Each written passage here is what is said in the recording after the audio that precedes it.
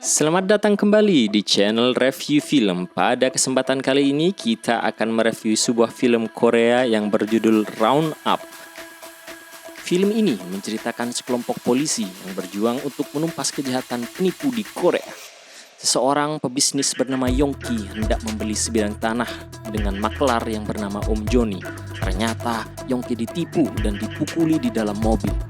Mr. Kang yang sangat ganas tersebut mengeluarkan pisau dan melukai mata Yongki dan menculiknya dan mengambil uangnya. Cerita dilanjutkan dengan seorang anak muda yang mengamuk di dalam Indomaret dengan membawa sebilah pisau dan berteriak kepada polisi. Kapten John pun datang bersama Dongma. Dongma, si polisi yang berbadan besar tersebut, tiba-tiba datang untuk menghentikan kelakuan penjahat itu. Dongma, polisi tersebut, masuk ke toko lewat pintu belakang tanpa diketahui oleh siapapun. Tapi dengan bodohnya, dia malah menyenggol rak makanan dan ketahuan oleh penjahat. Dengan beberapa gerakan, dia pun langsung dibanting oleh Dongma. Tapi penjahat keras kepala itu tetap melawan dan terpaksa harus dihantam dengan keras dan langsung pingsan seketika. Setibanya di kantor, Dongma dimarahin oleh Kapten John karena memukul penjahat terlalu keras di depan umum. Dia pun dihukum untuk pergi ke Vietnam untuk menjemput Honjong. Honjong adalah seorang pencuri perhiasan dari Korea yang kabur di Vietnam. Tapi tiba-tiba dia pun menyerahkan diri. Seketika itu seluruh teman Dongma mengajukan diri untuk ikut ke Vietnam karena untuk liburan. Ternyata kaptennya sendiri yang mengajukan diri untuk ikut karena ternyata dia juga ingin berlibur ke Vietnam. Setibanya di bandara, Kapten John dan Dongma diperiksa oleh petugas bandara karena tidak bisa berbahasa Inggris dan mereka pun terjebak lama di bandara. Akhirnya Pak Kepala Desa pun datang dan menjemput mereka agar bisa keluar dari bandara. Karena lapar, mereka lanjut makan sate kambing di warung. Teman Dongma dari desa tiba-tiba muncul dan menawarkan karaoke. Dan mereka pun melakukan reuni di warung tersebut. Dia memberitahu bahwa di sana berbahaya, banyak penjahat yang membawa pistol dan melakukan kejahatan yang sangat-sangat menakutkan. Keesokan harinya saat Dongma sudah ada di kantor Pak Kepala Desa dan mengetahui banyak laporan kejahatan atas kehilangan turis Korea yang hilang di Vietnam. Mereka bersiap menjemput Honjong, penjahat yang tiba-tiba menyerahkan diri. Dongma merasakan sesuatu yang tidak beres dari Honjong dan melakukan interogasi khusus dengan kekerasan di sana. Kapten John pun menutup CCTV yang ada pada ruangan kantor tersebut. Setelah dicekik lehernya, akhirnya Honjong mengaku bahwa rekannya Dungjo dan Taebak berusaha membunuhnya. Dia mengaku bahwa dia tidak tahu di mana Dungjo. Dongma mengatakan kepada Kapten John bahwa membawa 3 orang penjahat lebih baik daripada hanya membawa 1. Dongma berniat untuk membawa 3 orang tersebut, Honjong, Dungjo, dan Taebak sekaligus ke Korea. Mereka pun bergegas menangkap ketiga penjahat itu. Ketika sampai di tempat Dungjo, Dongma pun tidak sengaja menarik gagang pintu hingga terlepas karena saking kuat kekuatan ototnya. Tapi ketika masuk mereka kaget dan sangat-sangat kaget karena Dungjo sudah terkapar kaku di lantai tak bernyawa. Cerita dilanjutkan dengan Yongki yang sudah babak belur dan para penculik yang bertengkar karena uang hasil rampokannya hanya sedikit. Dikarenakan ada kesempatan ketika mobil itu berhenti, Yongki pun berusaha kabur dengan membuka pintu mobil dan berlari melewati sawah gandum. Seketika para penculik itu mengejar Yongki dengan kecepatan secepat harimau yang memburu seekor anak kelinci. Seketika itu pun Yongki tertangkap dan diancam akan dibunuh. Tapi Yongki memohon untuk tidak dibunuh dan menawarkan uang sebesar 271 miliar yang ada di hotelnya agar dia tidak dibunuh. Tiba-tiba Taebak muncul dan memukul Yongki hingga wafat. Om Joni marah-marah karena dia tidak akan dapat bayaran jika Yongki wafat. Tae-bak pun tidak segan-segan memukulnya juga karena si Om Joni banyak bacot.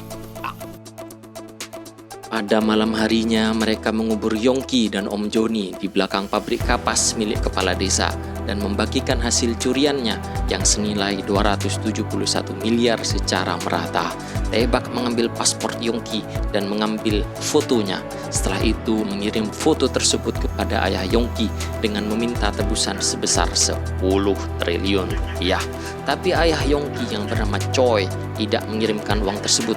Malah Choi mengirimkan pembunuh bayaran untuk memburu orang-orang yang telah menyakiti Yongki. Tentu Dongjo, Honjong, dan Tae-bak ketakutan. Dongma meminta Honjong untuk menulis alamat tempat mereka mengubur Yongki dan Om Joni. Dongma dan Kapten John bersama kepala desa mencari lokasi di mana Yongki dipendam. Kapten John kelelahan mencangkul dan mencari Yongki. Dongma pada akhirnya menemukan sesuatu di balik tanah-tanah tersebut.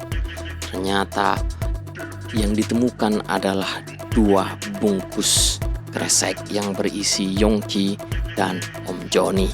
Setelah penemuan tersebut, pada akhirnya polisi Vietnam pun turun tangan dan menangani kasus-kasus tersebut. Dongma melanjutkan pencarian Mr. Kang ke kasino dan tempat judi dengan mencari raku. Dia pun menghajar semua orang yang menghalanginya dengan ototnya yang kekar. Dongma pun memukul lawannya hingga terpental jauh, membanting satu persatu lawannya hingga sempoyongan. Raku mengeluarkan pistol dan hanya dengan satu gerakan gas, Dongma pun bisa merampas pistol tersebut.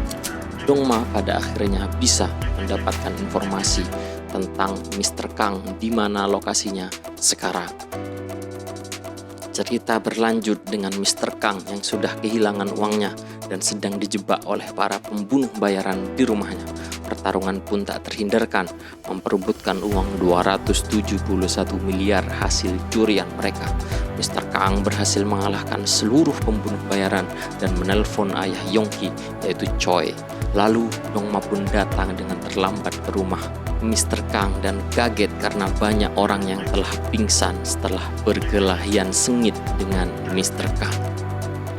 Di saat Mr. Kang dan Kapten John kebingungan dengan melihat apa yang terjadi di rumah Mr. Kang, tiba-tiba Mr. Kang datang dan memukul Kapten John dari belakang. Dongma harus melawan Mr. Kang, tapi Kapten John tiba-tiba mengeluarkan pistol dan menembaknya dari belakang. Tapi Mr. Kang masih bisa melarikan diri dan pergi sejauh mungkin dari tempat itu.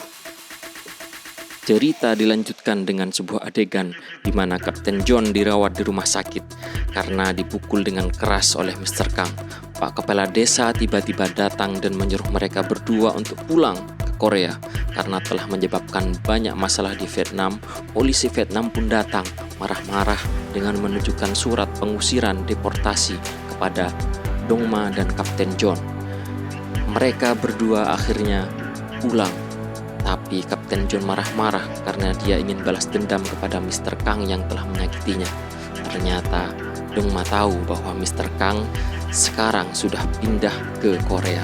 Mereka berdua pun pulang dengan tenang dan ingin menyelesaikan masalah mereka dengan Mr. Kang. Setibanya di Korea, Dongma datang ke pemakaman Yongki dan bertemu dengan banyak preman di sana.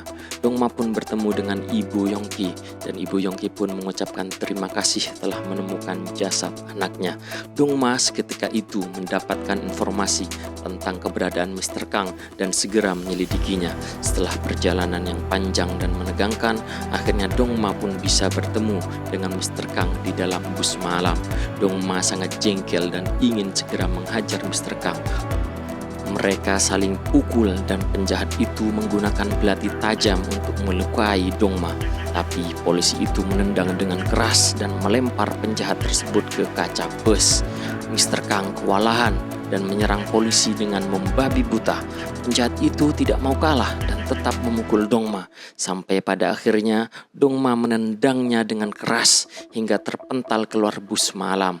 Mr. Kang sangat marah dan Dongma membungkamnya hingga pingsan.